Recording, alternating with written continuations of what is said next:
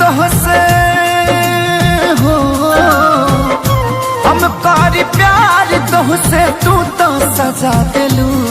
तुहार दिल हो कि चार जार कतही लगा लेलू। तुहार दिल हो कि चार जार कतही लगा लेलू।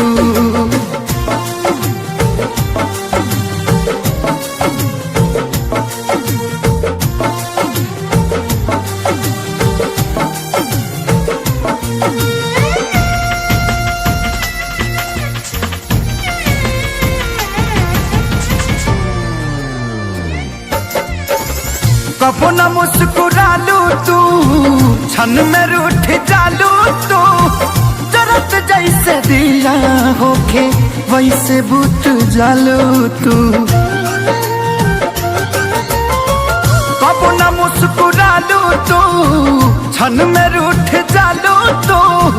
जरत जैसे दिया होके वैसे बुत जालू तू। सूते न देलू सपनों में तू आके जगा दिलू। तुहार दिल हो कि चार जार कतही लगा लेलू।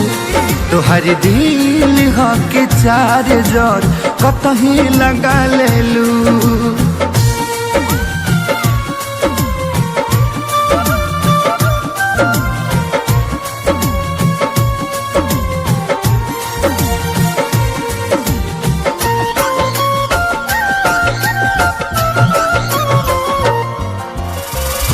दिलिया दिमाग में बसलू अभी से की दीवारी के।